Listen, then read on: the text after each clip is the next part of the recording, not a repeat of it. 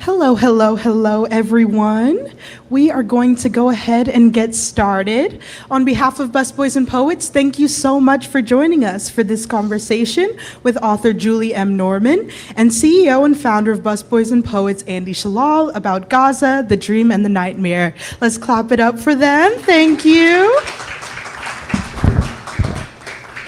Sadly, Ishan, the conversation partner originally scheduled for tonight, is down with the flu, so her founder and CEO graciously stepping in. This is the beta switch. I apologize.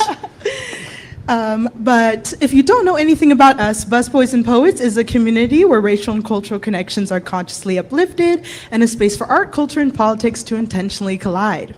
Our Busboys and Poets servers are going to be helping us out throughout the entire program with putting in orders. I also want to remind you that there will be a Q&A after the discussion, so make sure to be preparing those questions, and a book signing after the program. And Gaza, the Dream and the Nightmare is here available for purchase. And now a little bit about the book we'll be discussing. In this urgent and compelling book, Julie M. Norman and Maia Carter Hallward tell the story of Gaza from its early foundations across decades of occupation to the horrors of October 7th and the subsequent devastating war. Rather than focusing on elites or abstract politics, at the book's heart are ordinary Gazans, students, aid workers, journalists, and teachers whose first-hand testimonies vividly illuminate the realities behind the headlines.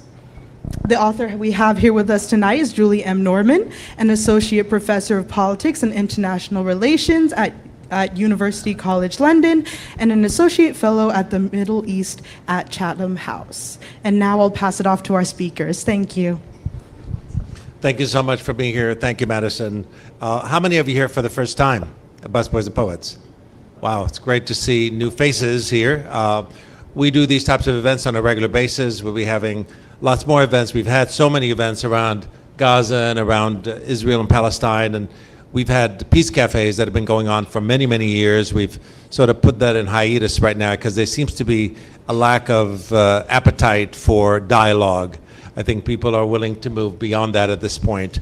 But one very special event we're going to be having on March 1st is we have a live Zoom conversation with Francesca Albanese here. So if you are in town and want to come and be able to experience this incredibly brave individual who is, of course, the UN rapporteur on Palestine, then we would encourage you to be here that night.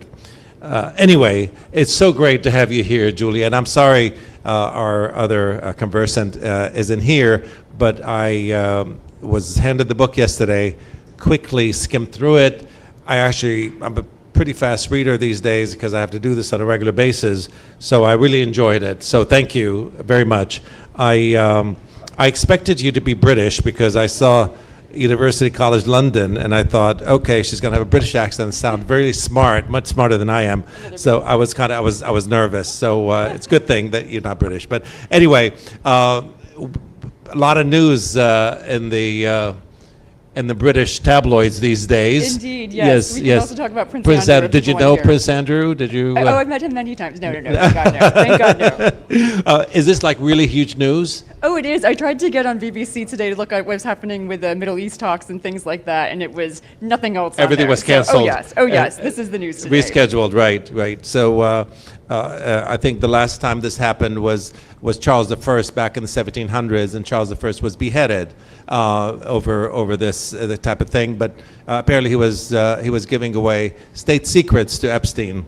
For whatever reason that may be. You can make your conclusions any way you want. So Gaza, so the dream and the nightmare, is there still a dream left, or is it just the nightmare at this point? When did you finish the last edit of the book? I know it's published in 2026.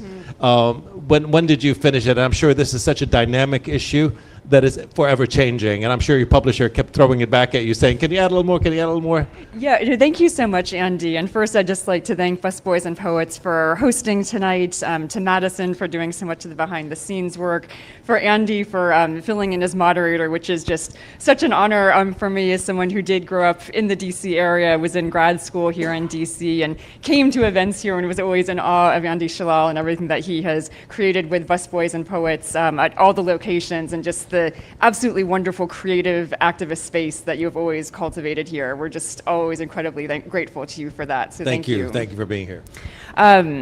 Yes, thank you to Andy. So yeah, for the book, I'll back it up a little bit and just say, also when we first started writing it, because people often ask if we started it, before or after October 7th. And in fact, October 7th was on a Saturday, and it was that Monday, October 9th, an editor I had worked with before contacted me and pretty much said, we've needed a book on Gaza for a while. We're definitely going to need one now. Are you interested? And I did a quick kind of Google search, and at that point anyway, I think there will be a plethora now, but then there actually weren't that many books on Gaza just for general readers to understand kind of the basic history, as well as just some of the historical narratives there. So I said, yeah, I'm in to do this, and she got back right away and said, okay, how fast can you write it? And so, and as a writer and an author who's teaching and everything else at the same time, it was like, oh, okay. So we started writing the book pretty much right then in October 2023. We wrote very urgently, one can say, through 2024. And actually, Andy, it was around this time last year, February 2025, that we had kind of the final revisions that we had to turn in. We were able to make a few changes in May, just some proof changes, but the content really had to close out in about February of last year, which people might remember was kind of the short ceasefire then, the that phase one kind of ceasefire. And that means that much of the story of Gaza has continued outside of this book, obviously, and we're very much in need of another edition. But if I can just say a few things, and I will get to your question about the dream too. Because of the timeline that we were writing on, I think a few things became evident very quickly.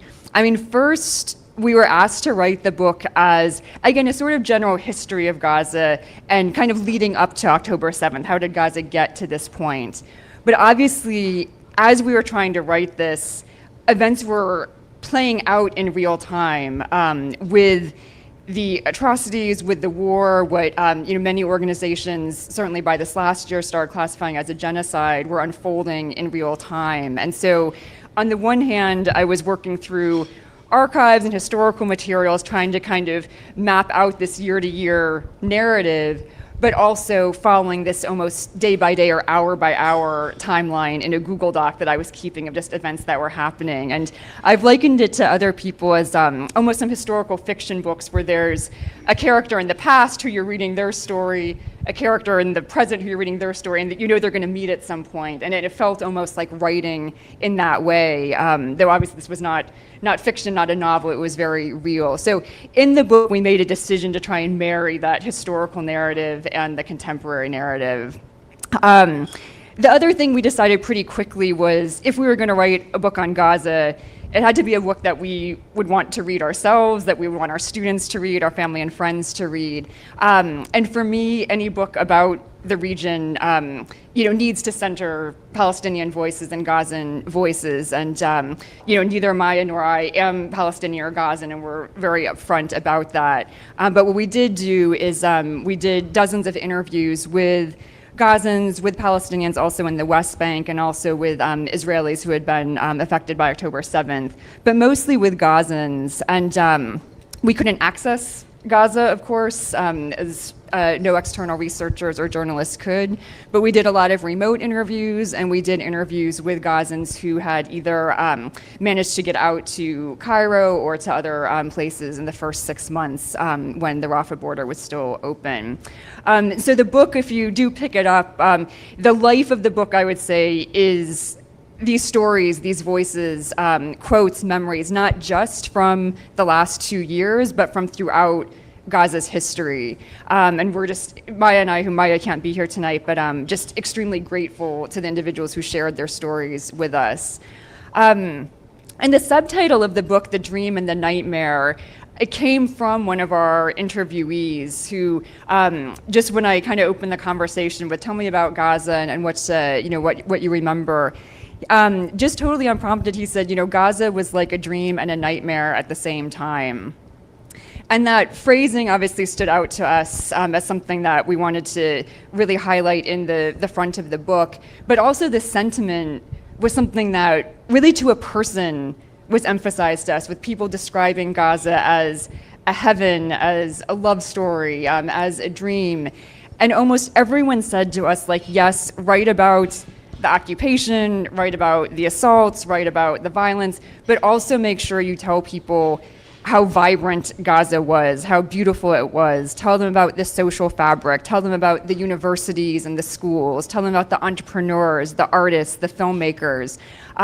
Even simple things like if you're in a shared taxi, like a shared Uber there, if you stop at the market and pick up fresh fruit, like fresh strawberries, everyone in the car will get to taste the strawberries because that's just the kind of familiarity that there is there. And so everyone said, like, tell Gaza's story, but do so in a way that shows the vitality and the vibrancy that that defined the community, and I would say still defines the community now. So we really tried to capture that in the book as much as possible. I love that story about the strawberries. It really stuck with me about the idea that somebody would stop and buy strawberries in a bag and then share them with everybody. The idea that I think you're right. You describe Gaza as being more than, I think for a lot of people when they think of Gaza, sometimes they think of it as an open air prison or concentration camp or something like that. And then you read about the vibrancy of it. So there's this kind of contradiction, right, that people hold in their head. Absolutely. Yeah. And sometimes they use it against folks, right? Mm-hmm. Yes, and I would say, this is, I think a reality for a lot of people in a lot of places that are thought of as conflict zones around the world, where yes, people are dealing with the day-to-day trauma and reality of, life in very difficult situations, but are also finding ways to persevere there. And, even with writing the book, even our initial editor at first was a little concerned and cautious about us using the dream language, about us emphasizing some of these positive elements, because she said, no, like Gaza, like it's descent into hell, it's the open air prison, it's devastation, and we said yes, that's part of it, but it's people are more than victims, and they are more suffering. Their life is more than suffering, and that was important for people there to have those elements heard. You tell the story of this young man who. He remembers the view outside his window. And even though he travels, he longs for that view just outside his window, right? Yes. One thing that we did in these interviews, and again, we were trying to ask people to reflect on Gaza, throughout their life, kind of a life story approach, what you call an oral history. And the quote that Andrew is referring to is from a young guy. He's like 22 now, so he's a student in the UK. But he talks about the view from his bedroom window in Gaza City as that being his favorite place in Gaza. And he said, the sea is beautiful, other places are beautiful, but that scene, there's a view from my bedroom window, looking out in the street below, seeing neighbors that I knew, seeing the road stretch down, that familiarity is what I remember most. And his home, like over 80% of Gazans' homes was destroyed, so that room and that view is no longer there. Yeah. It's hard to imagine the gravity of the destruction that has taken place, because every time you hear, 70% of the infrastructure has been completely destroyed, 90% is unlivable, and those types of places, like you said, where in Gaza City you had like fruit stand and a bank and a clothing store, so all gone, completely gone. I want to sort of pull us back a little bit. A lot of people think of the Gaza Strip, as strip. It's a tiny piece of land. It's about 5 miles wide and about 25 miles long. Yeah. My understanding is about twice the size of Washington D.C. Is what I've read. And Washington D.C. population is about 600,000 to 700,000. Gaza was 2.2 million. So you could see the density was pretty enormous. But tell us about a little bit, just take us through the history of how did Gaza go from this vibrant place that was kind of like a trade route, really, to becoming the Gaza Strip. Yeah, no, thank you so much for asking that. I mean, one question when doing a history on a place like Gaza is where do you start it? And as you know, many people in the audience may know, I mean, Gaza, you could go back millennia with Gaza's history. It's referenced in the Bible, it's referenced in ancient texts. It was an extremely important trade route. And when we talk about Gaza, until very recent years, you would have been talking about Gaza City specifically. And the Gaza Strip, as we now call it, is a pretty new, I would say invention, but a new kind of territory or thing. And it wasn't until after World War I, when Britain was controlling that part of the Middle East, controlling Palestine through the Mandate, that they created different districts than had existed before. And one of those districts was Gaza District. And it was roughly the current Gaza Strip shape that we see, but it was bigger than that, extended further north and further east. And so that's how that strip of land became somewhere different. How it actually became distinct after that, I think many people in the audience are familiar with 1948, the Nakba for Palestinians, the War of Independence for Israelis. This was the year when over 700,000 Palestinians were forcibly displaced during that war, and many of those refugees fled to Gaza, such that Gaza's population more than tripled during that period, and such that over 70% of Gaza's population today are still either Nakba survivors or their descendants. And so Gaza's character changed a lot then. And I would argue that we say this in the book, and we reference quotes that there was Israel was very keen to control that territory, but really did not want to absorb that refugee population, and that in some ways is very true up till today. You in the and then we're going to open it up for you guys to ask questions. So in just a moment, I want to talk a little bit about October 7th. Yeah. I know that a lot of people, that's on people's minds and so on. I want there's two kind of schools of thinking about this. One is people believe that this was kind of allowed to happen. It was kind of a quote unquote inside job, not exactly an inside job, but they knew it was going to happen, but they let it happen to create the aftermath that we see today. Others say, oh, it was just incompetence, or people just were asleep at the wheel, and I see that you sort of take that route. The idea that it was just a moment in time where even though this was planned years in advance, apparently, like 2021 is what you write in the book. This was planned 2021. That it was going to happen like 2022, but it didn't happen because the circumstances weren't ideal. They waited till 2023 to do this, and despite the fact that you state, of course, it's the most surveilled, the most radared, the most cameraed, border in the entire universe, right? But yet this still happened.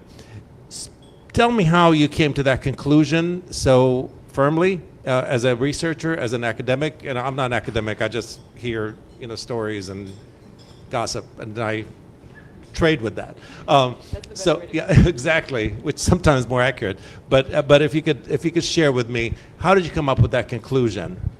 Yeah, thank you. And I would say, a conclusion based on what we were able to reference from our analysis, right? And obviously, I think there's other theories that are valid to be kind of discussed within this. But I did talk with a number of Israelis during the research. Also, did try and understand a lot of the thinking and rationale there. A lot of the background to this period. And what became pretty evident, I think, kind of across the board, was that for most of the Israeli security establishment, they saw the main threat as coming from Hezbollah, coming from the north, from South Lebanon. There were concerns about Hamas, and as many people know, there were intelligence reports raised by some of the younger female soldiers in particular that were kind of shoved aside as probably not that realistic. And there was a sense just that Hamas couldn't actually pull this off, and that these plans weren't worth taking seriously. And the attention was really on the northern border. And so to me, that was talking with different people, trying to kind of triangulate from different sources. That's what we could see the most, but certainly there are many other theories out there too that I think are also deserving of attention. Got it. So taking it a step further, I know that you have a lot of your information that you spoke about. I know there was a particular incident that happened on October 17th where there was that big explosion that happened where I think over 100 people were killed and a few hundred were injured and so on. And the reports were coming out from the IDF that it was actually some sort of rocket launcher that went bad, that it was actually it was Hamas that actually created the explosion. I know that you cite some of the CNN and New York Times, so on. None of these folks were allowed to be inside. Of course, CNN, New York Times, and others were, if at all, were embedded with the IDF. We know the IDF has lied many, many times on issues that have come up. Why do you trust them? Why do you trust their account in relaying that information? And this is not on I got you in any way, shape, or form, but I want to know, from my perspective, how can we trust anything that comes out in a war, despite the fact that in wars, truth is the first casualty. But aside from that, particularly in this particular war, particularly with all the effort that tries to, whitewash this genocide, there's bound to be lots of lying that's going on. Tell me how you come up with the idea that this is actually truth when you write it. Yeah, thanks. I mean, the episode that Andy's talking about was very early in 2023 or in October, and what we tried to do with including that in the book was to really display just the fact that it was so difficult to figure out the truth of what happened. And I wouldn't say that we were concluding one way or another based on the Western media reports, but more trying to show the fog of war doesn't even get to the level that we were seeing, but the sense that it became very difficult for external researchers, for fact checkers to know for sure what happened. And so a lot of the book we do say, this is what Palestinian sources were saying, this is what Israeli sources were saying, and let the reader kind of decide for themselves. And part of that too, Andy, I think, was to let readers see what the rationale was that was given to Israel and to Israelis throughout this. And I would say, like my parents are hearing that kind of stuff tonight, and people will often ask me, like, well, how did Israel justify some of the things that they were doing? And so we felt that was important to put in the book as to what the narrative was. And I say this to my students too. You need to understand what the other side is saying, even if you don't agree with it. And you need to know what their narrative was, even if you don't agree with it. So a lot of our book is trying to bring in these different narratives, and again, but letting the reader kind of discern from their own conclusions. Good enough. You cite three reasons why Hamas perpetrated the October 7th attack. One, you say it was for prisoner release opportunity, where they could take hostages and exchange them for prisoners. There are 9,000, at the time, there were 9,000 prisoners in Israeli prison, or hostages, you can call them, in Israeli prisons that are still languishing. Many of them die there. Many of them are tortured. It's pretty horrific, as all the reports that come out. Number two was to defend the Al-Aqsa Mosque, and that's why it's called Al-Aqsa Flood. Yeah. So that was number two. And number three was breaking the siege on Gaza, because Gaza, the reason why it's called an open air prison is because people cannot go in and out without Israeli approval, so to speak, no matter what the reason is. And despite the fact that on one side it's Egypt, on the other side it's Israel, even the Egyptian border is controlled by the Israelis. So I get that. These are the three reasons that you cite as the reason why October 7th happened. And I think there was a report there, what a lot of the cover that Israel uses for the genocide is what happened on that day. Sure. You know, and the reports are all kinds of which way, and you know, some say there was rape, some say there were beheadings, some say there were babies that were put in ovens, and et cetera, et cetera. Many of these things have come out to be lies. When you write about it, how do you balance between what you glean, because October 7th was so important, what happened there, it's been made into films, Yeah. and those films have been shown to members of Congress, to people at the White House, and have justified much of the actions. How do you change that narrative, or how do you sort of get away from I condemn October 7th before you start talking? Yeah, no, thank you. So there's a couple of things there.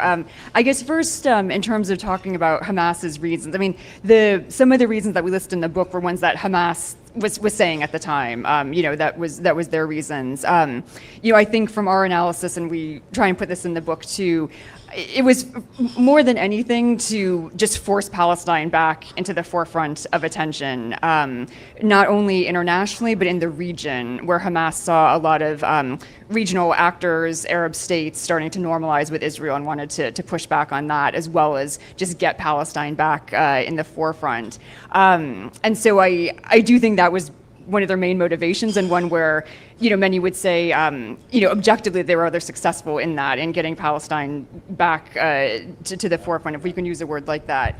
Well, they definitely succeeded on that one. Right, and I would say, my understanding and others with that, they did expect other resistance groups in the region to kind of join the fight in a more robust way than they did, and we're kind of expecting a bit more from the Hezbollahs, from similar groups which were did take some actions, but very minimal, so sort of nominal. So I would say that to me is more of what the motivation was there.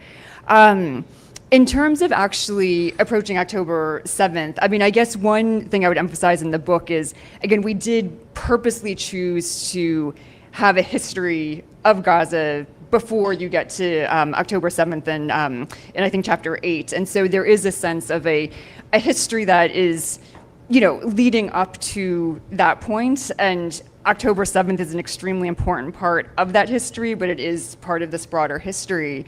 And in the book, I will say, I visited kibbutzim that were attacked on October 7th. I talked to survivors there, went to Hostage and Missing Square in Tel Aviv and talked to people there. And so we do have a chapter that includes those accounts, and that is something we've been challenged on a bit, but I personally felt it was important to include that, not in any way to justify what came later, but because it is part of the story. And I think for me as an author, but also just as a person, there was a sense that, is our shared humanity, is our empathy big enough to be able to recognize and nod to the civilian pain that occurred across different types of communities, including Israeli communities, and that is part of the story, even though neither I nor Maia would be saying this is justification for the atrocities that came after. Thank you. What I loved about the book is actually just that, is the voices of people, because it really did bring the humanity part, because you can read a history book, you can Google that stuff, but the people's voices are really important. It almost felt like a miniature People's History of Gaza kind of book. So Howard Zinn's one of my favorite authors, so that's great. Let's open it up for the audience. Anyone has questions? You can just raise your hand. I'll come pass you the mic. Anyone want to start us off? No questions, Wow, a bad you really question. covered everything, huh? This is an amazing group. Okay, right here. Thank you so much. Hi, I was curious, how much time do you spend in Tel Aviv when you were there? Yeah, thanks. So I go to the region pretty often. When I was doing the work on this book in particular, was 2024, and it was that summer. So I was based in Jerusalem, and would kind of go back and forth. So several weeks that I was kind of back and forth to there, or to the kind of the Gaza border, where a lot of the communities were, and yeah, again, a lot of my friends kind of span the region as others here do also. Forgive me for my ignorance, but have you been to Gaza? I have not, which is something I need to be upfront about when talking about the book. Even prior to 2023, as many people here know, it was very difficult for internationals, non-Gazans, Gazans cannot get out of Gaza, and also to get into Gaza, you need special permits, even as an international, even as an American, and it was not something I was able to get. So our references are from the people who were living there. And have you spent much time in the West Bank? Yes, yeah, I've been working in the West Bank for the last 20 years pretty regularly, and spend a lot of time there most summers. Do you talk to people there recently, and how are conditions there? Yeah, I was just there in last summer and we'll be back again this year, and the book focuses on Gaza, of course, but we do have chapter about how West Bankers were experiencing the last 2 years as well. And I think one thing I would just emphasize here is conditions in the West Bank have gotten so much worse in the last 2 years. They were bad before 2023, and a lot of the issues haven't changed as much as just accelerated. So settlement expansion, settler violence, land annexation, all these things have intensified. You mentioned prisoners. My last book was on the Palestinian prisoners movement. The treatment of prisoners, the extent of arrests has just skyrocketed in the West Bank. Employment, all the just day-to-day living is gotten increasingly difficult. So I would say the West Bank is in very difficult times right now, and people may have seen a new law just passed last week that will enable land annexation and land grabs even more readily for Israeli settlements. And this is something that people who care about this issue should be paying very close attention to, because it will affect the West Bank immensely. And when you say laws, we have to have really big air quotes on that, because it's the Israeli court system, or the Supreme Court of Israel, decides that they're above the international law and they make up their own laws. It's like me having a restaurant make up my own rules about how you should operate a business inside a city or inside a country, which is remarkable how that's deemed as laws. Mm-hmm. So please make sure you do this every time you say laws, because it just seems ridiculous. Absolutely. Yes, somebody back there. Hi, hi, I'm Jeff Kennedy. I heard you say that you did part of your education here in Washington, D.C. Where was that? That was at American University up the road, yeah. You went to American. At UCL, I've done research at University College of London. Have you ever met Adam Rutherford? No, but I know who he is, but I don't know him directly.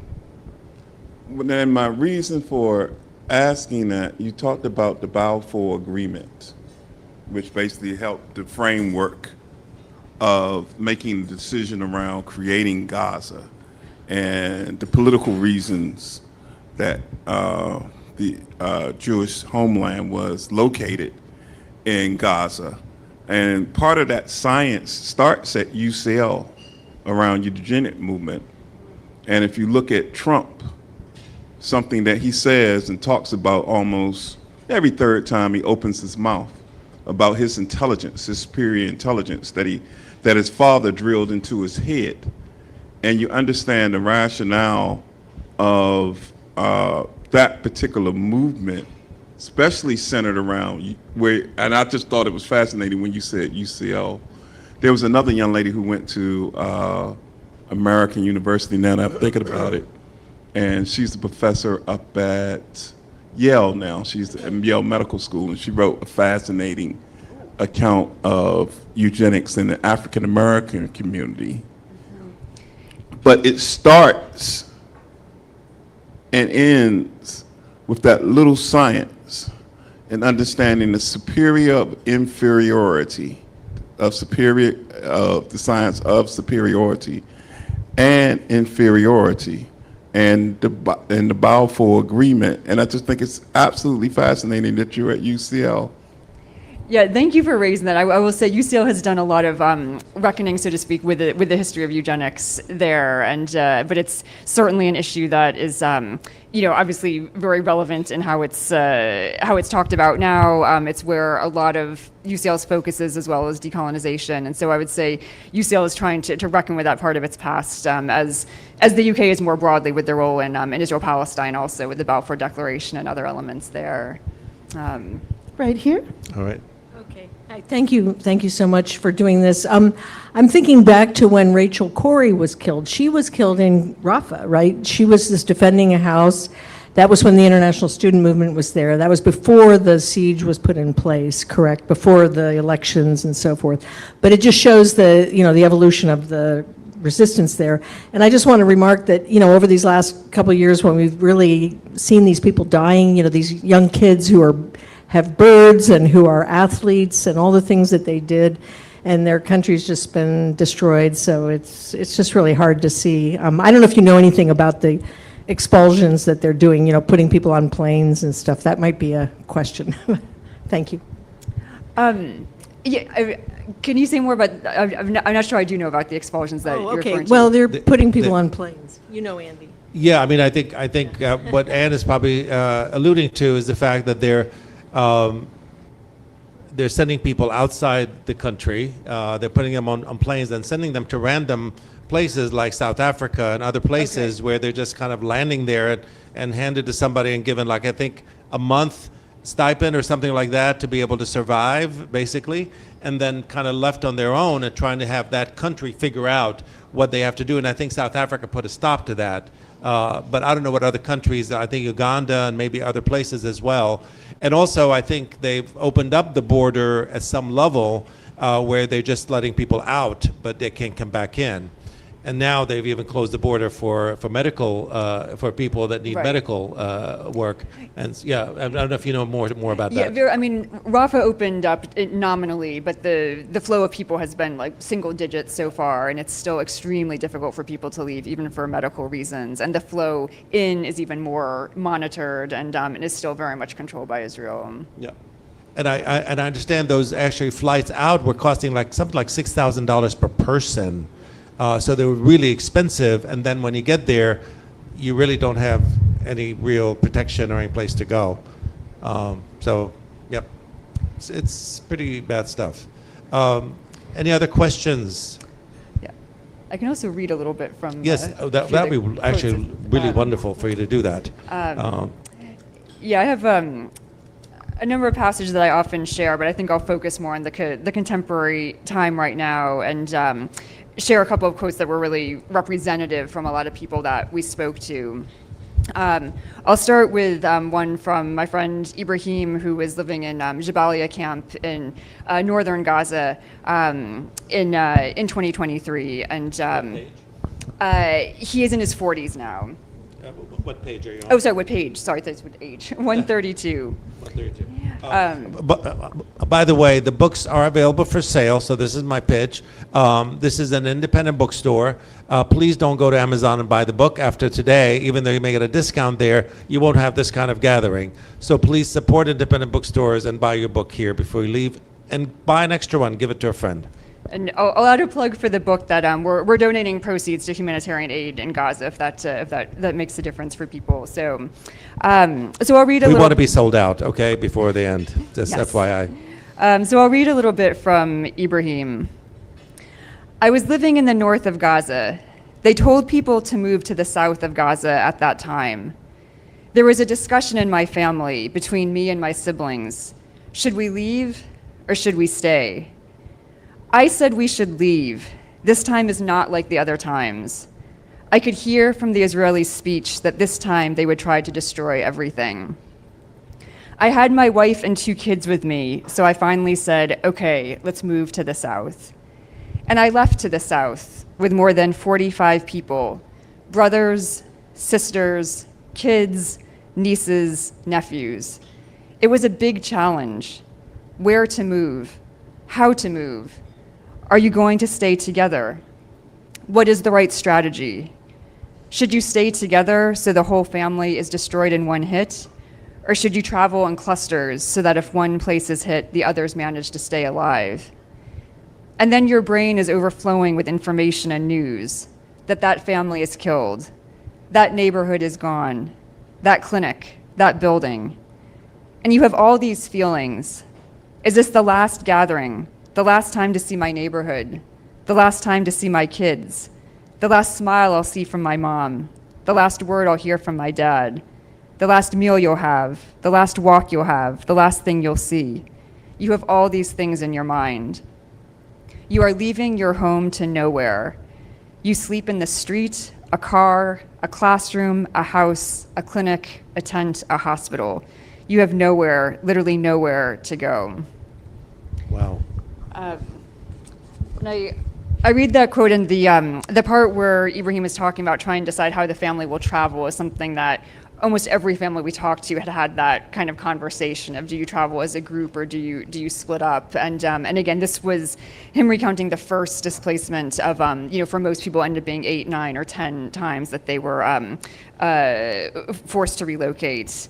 And Ibrahim went on to tell us, from my family and my wife's family, we lost more than 100 people. And the thing is that all of them are what Israel calls, quote unquote, collateral damage.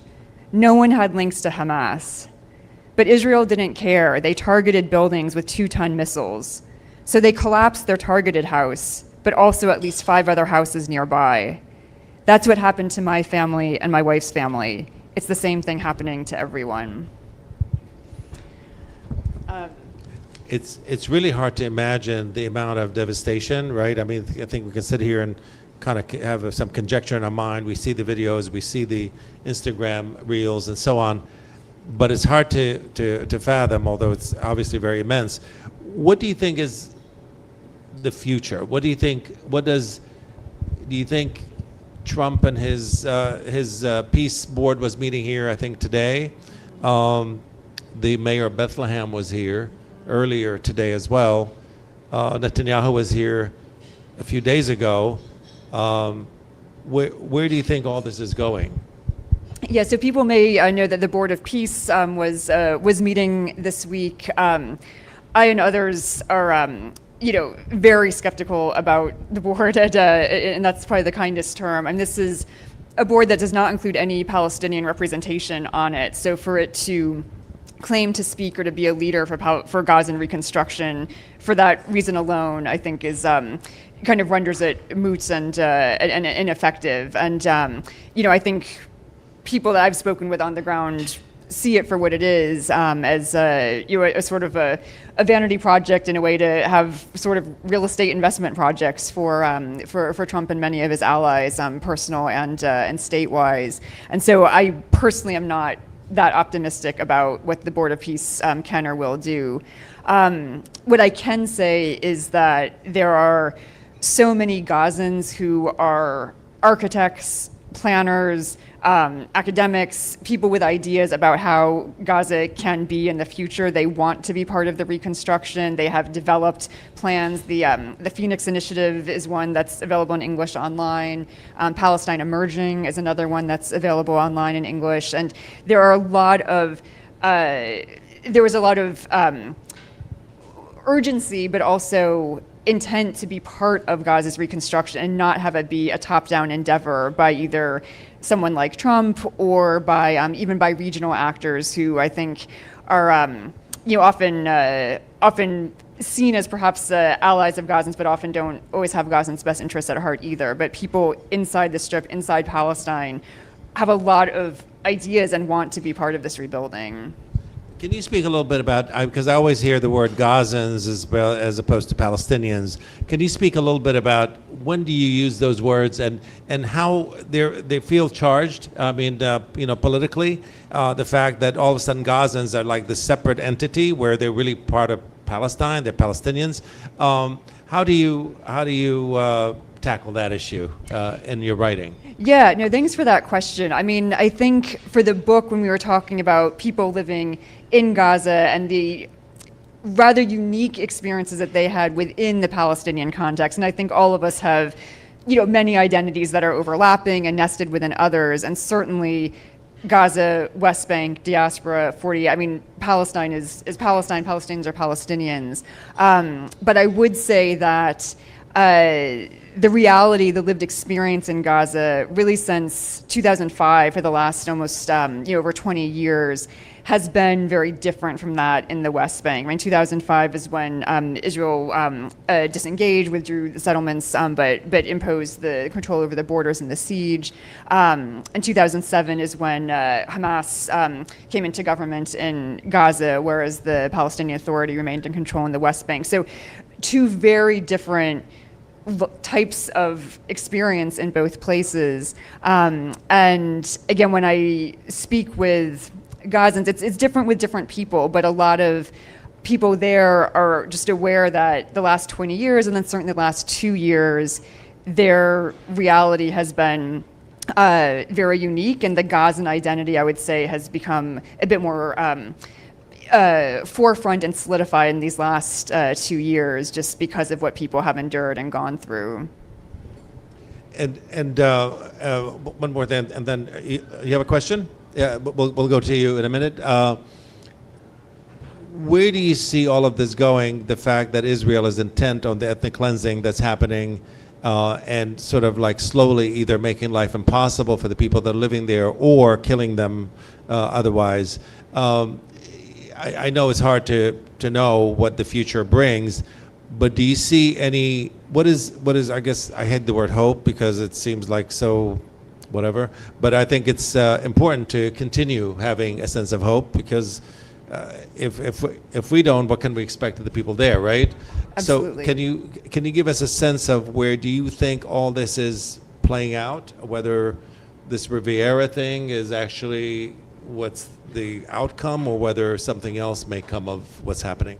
Yeah, thank you. I mean, I think there's a real fear right now that the facts on the ground now that are, like many things in the region, set up as temporary will become permanent, that the yellow line, which is currently what Israel controls in Gaza, over 50%, will become sort of a new border, and that reconstruction will happen in that area, and that Gaza will almost be split in two. There's a lot of concerns about that.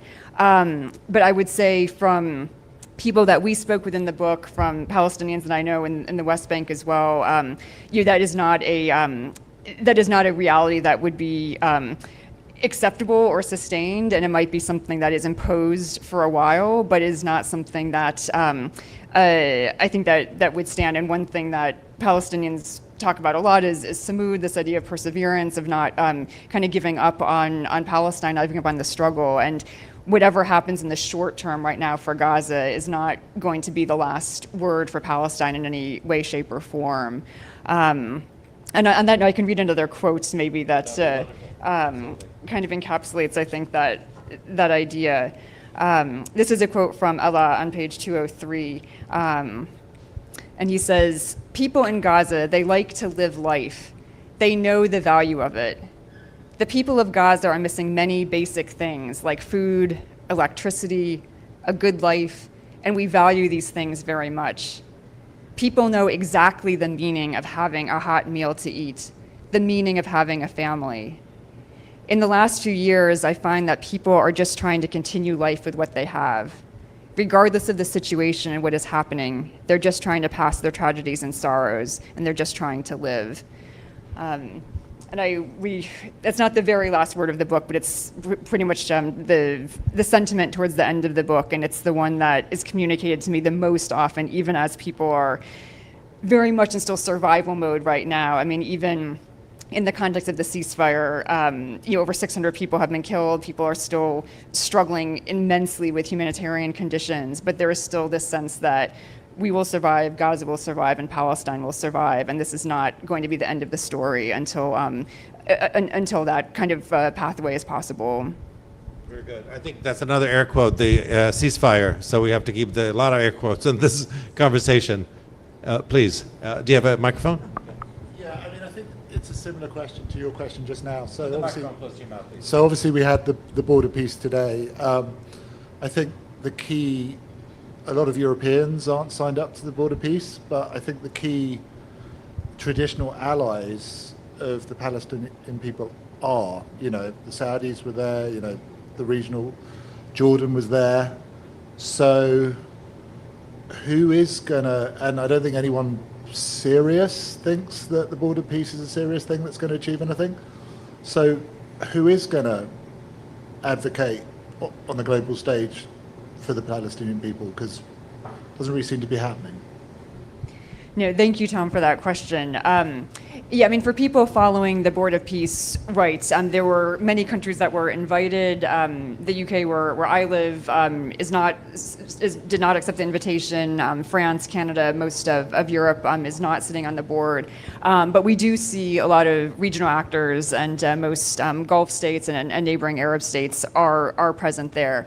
And I think there's two ways to look at that. One is many of those regional actors want to make sure that they have a seat at the table, want to make sure that they have some say in what is going to be, you know, reshaping Gaza and reshaping Palestine. But there's also just a lot of interests that different states have in Gaza in being able to kind of take advantage of this moment and or just staying on the right side of Trump right now. So I think there's a lot of politics involved as well as a lot of self-interest involved. But that does leave the question then, you know, this is the board that's there right now. It is the one that obviously the U.S. is pushing as you know, as the superpower in the region. And I guess what I would say to that is, I think there's sometimes a sense that because Trump wants this or because the U.S. wants this, this is just going to be the way it's going to be. To me, the fact that Europe is not getting involved in this, Europe is not known for being the most robust leading actor on this region, but I do think the recognition of Palestine as a state this last year was important. I think them not being part of the board was important. And I do think that there is a moment of opportunity here for much of the world that cares about Palestine, that cares about Gaza, to not be swept into this. And I would say the regional actors have a very important role right now. And I don't, I don't begrudge them for joining the Board of Peace. I think that was probably what they kind of needed to do. But what is important to note is the region has Trump's ear in a way that I don't think Gulf states in particular have had the ear of any other president prior. And people may see that as a good thing or a bad thing, but it is a reality that Trump does listen to Saudi, he listens to Qatar, he listens to the Emirates. Like he listens to regional actors in a way that previous presidents didn't, and there is an opportunity there for those actors to make a strong case for Palestine, to make a strong case for Gaza, and I think it's a question of how they will play that and how much autonomy and a role they'll have in the board, but that will be key. So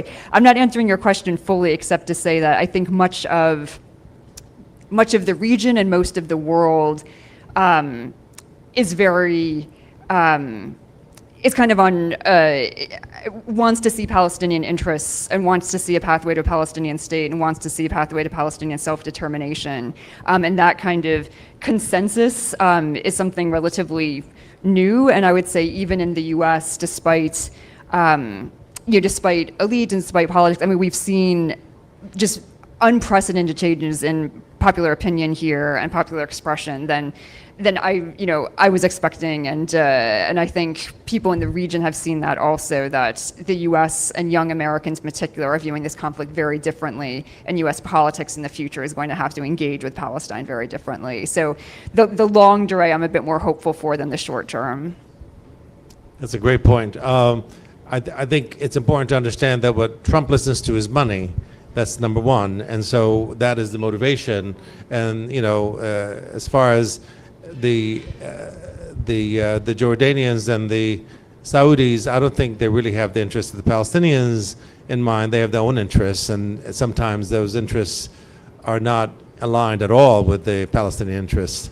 Unfortunately, I think there's if that was the fact, they should have done something during this genocide to withdraw their ambassadors, speak louder, do something, but they're really hamstrung by Trump's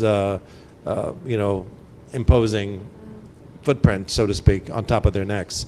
So unfortunately, that's not going to happen anytime soon. But again, I think want to leave us here with something to what can people do at this point? I know you're an academic, you're not an activist, but what can people do to ensure, or at least be on the right side of history here, as far as what can they do to promote the lives of Gazans and lives of Palestinians, in your opinion? I know that in the UK, things are a little bit more open. There's a little bit more breathing room for activists and others. Where do you see this going from the European side? Because I think Europeans can play a really major role in this, right? Yeah, I hope so. I mean, I would say in Europe, I think there's a bit more room in the policy sphere and in kind of, mid-level to even more elite spaces to have actual real conversations about Palestine and Palestinian self-determination. And I'm, trying to push those conversations as much as I can in the roles that I have. But I would say even here in the US, I think keeping the activism spaces open, and Andy, you do a great job with that here at Busboys and Poets, and I think other people in this room have also been, in their own spaces too. I think there's many different ways to be active on this issue. Mark Brown, I know here in the audience is leading a lot on boycott kind of efforts and ways that people can engage with that individually or through churches and organizations. JVP is doing really interesting work in the legislature right now in places like Maryland. Other folks have been talking to me today about things that they are doing with either of these kind of areas of BDS, of policy things. And I would say it's different for each person what their approach is going to be. I think, for other people, it's just going to be simply learning more about this conflict. And, I think even things like the old peace cafes, things that make sure that the conversation is open to people who may not be out at the protest on day one, but are concerned and do care and want to learn more. And that's something that I'm trying to do on my campus. And I can end with one last quote, maybe. Wonderful. That'd be wonderful. Yes. And again, another thing I think is just to keep supporting Gazans on the ground with